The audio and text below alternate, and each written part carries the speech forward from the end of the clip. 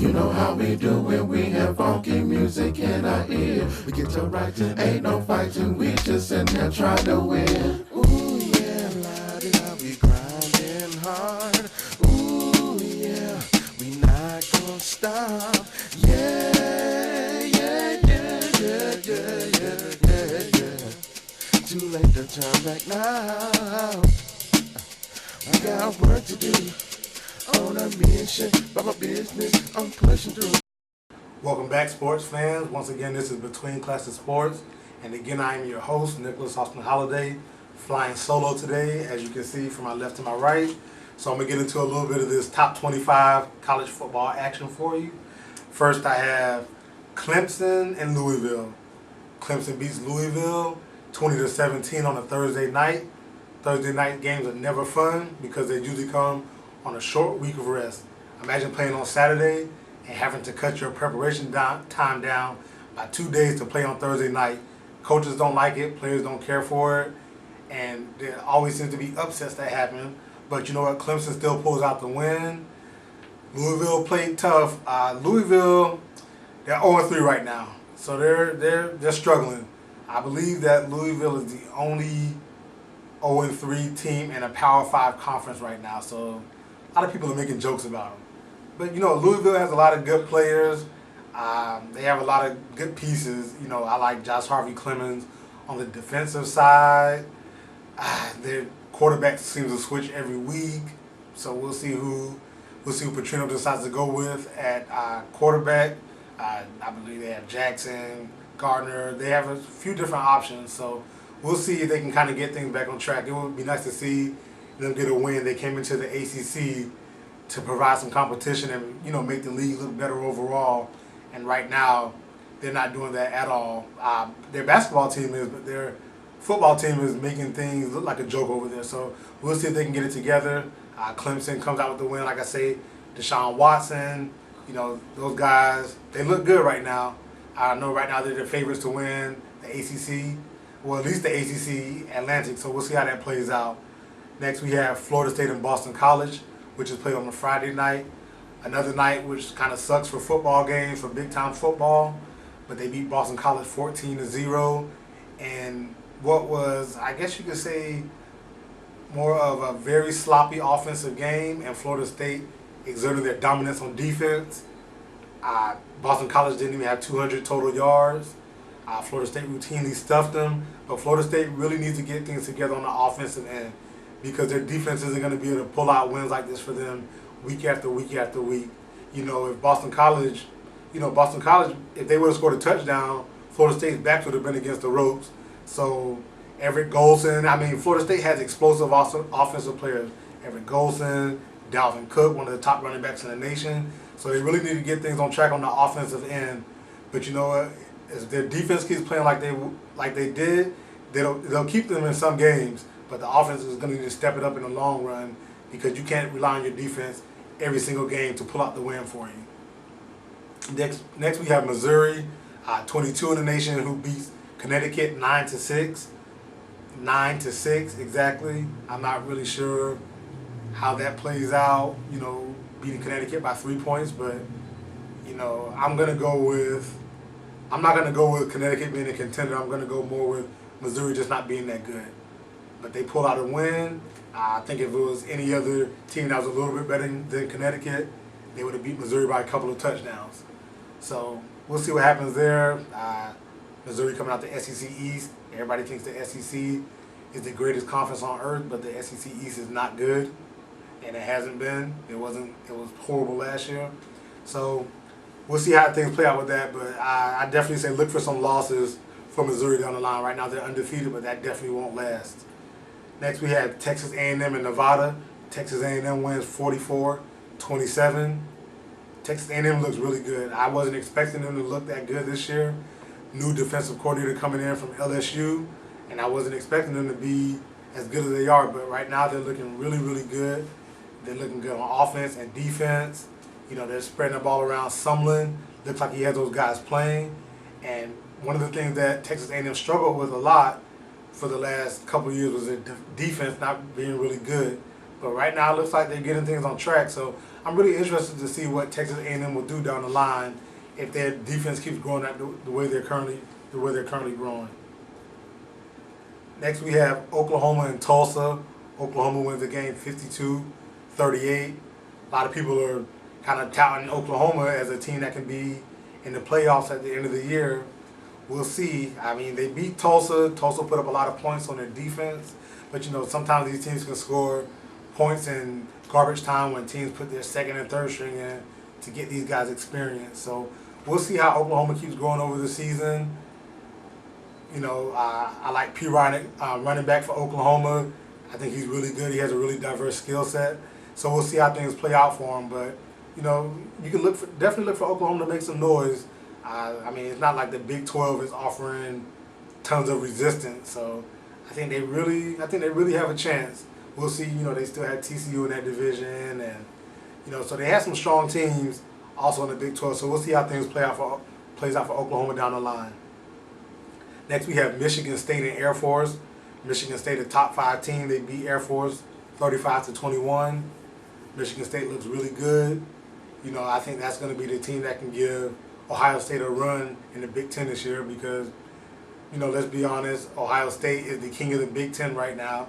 And, I mean, they're the king of the nation. They won the national championship last year. But they're definitely not looking as strong as they looked last year. So I think that Michigan State is going to give them a run for that conference championship this year. So we'll see how that plays out. Next, we have Northwestern. They beat Duke. Duke was actually up in the game.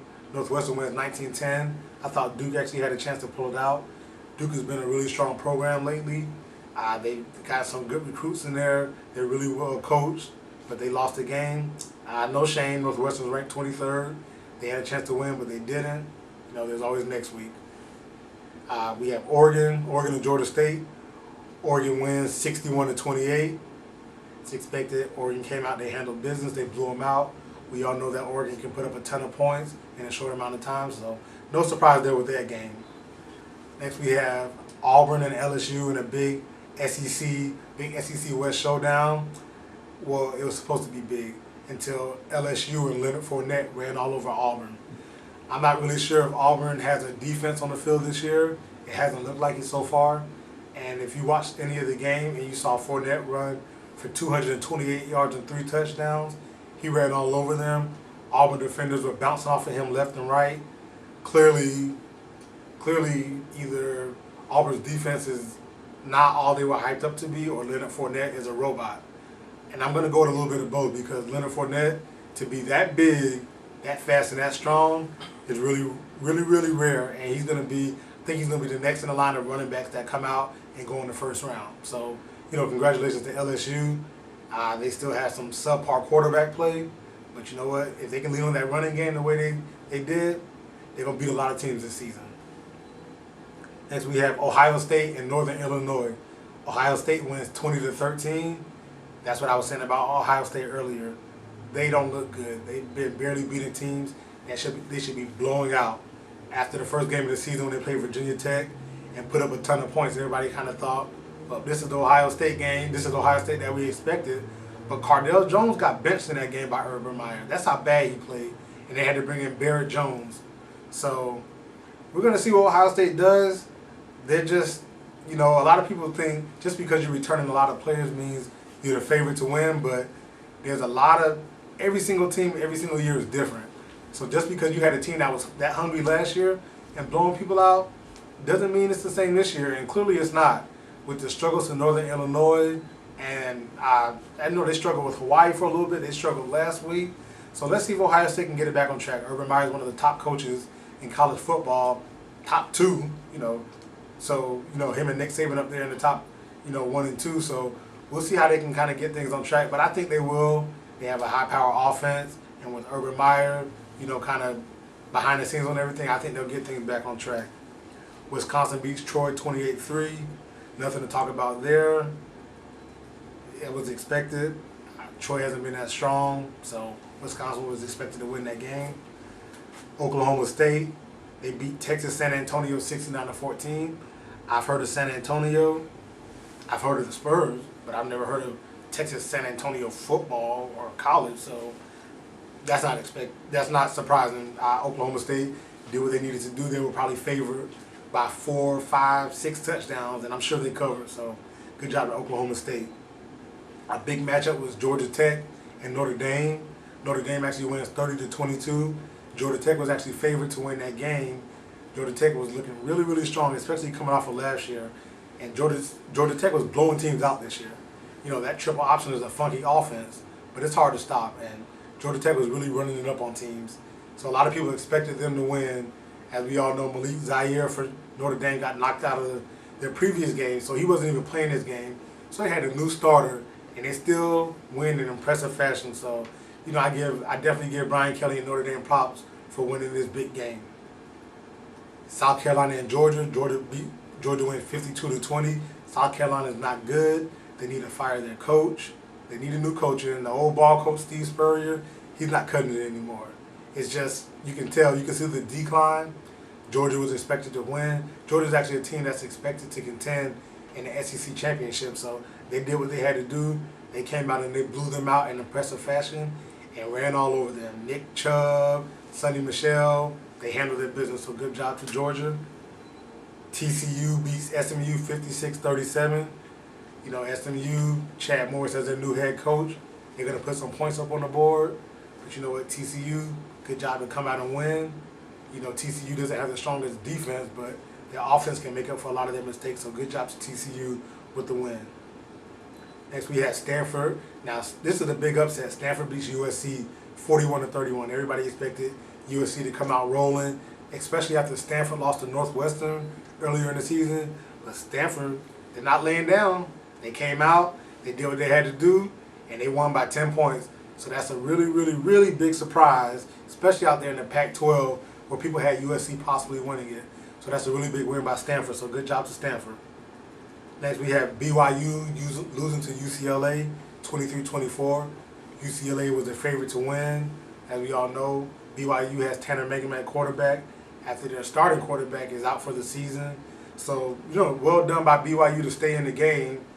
You know, UCLA has Rosen, so they have a lot of strong pieces. Miles Jack and everybody expected UCLA to run away with it. Although they won, you know, that's impressive by BYU to kind of hang tough the way they did. Utah beats Fresno State 45-24. Good job by Utah. Utah usually has a decent, strong, you know, pretty strong program. So good job for Utah for beating Fresno State. Just, you know, kind of keep going. They're 3-0 right now, undefeated. We'll see if they can make some noise later on in the season. And last but not least, we have Arizona beating Northern Arizona 77-13. Northern Arizona, enough said. Good job by Arizona, winning in grand fashion. And that's the top 25 for you. We're going to take another break, and I'll be right back with you with my thank you letter of the week.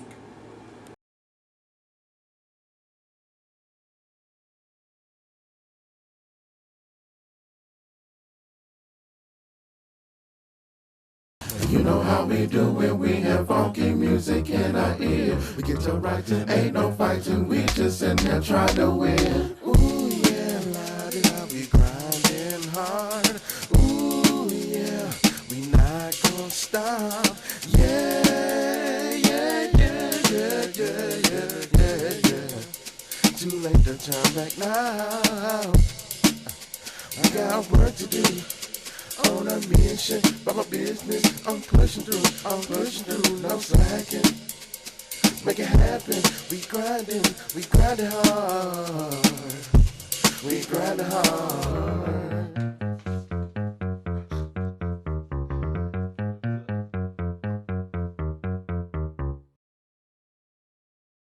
You know how we do when we have funky music in our ear. We get to writing, ain't no fighting, we just in there trying to win. Ooh yeah, la-di-da, we grinding hard. Ooh yeah, we not gonna stop. Yeah, yeah, yeah, yeah, yeah, yeah, yeah, yeah. Too late to turn back now. I got work to do. On a mission, by my business, I'm pushing through, no slacking.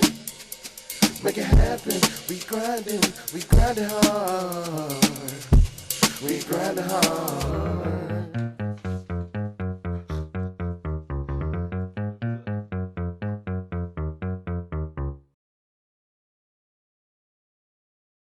You know how we do when we have funky music in our ear. We get to writing, ain't no fighting, we just in there trying to win. Ooh yeah, la-di-da, we grinding hard. Ooh yeah, we not gonna stop. Yeah, yeah, yeah, yeah, yeah, yeah, yeah, yeah. Too late to turn back now. I got work to do. On a mission, by my business, I'm pushing through, I'm pushing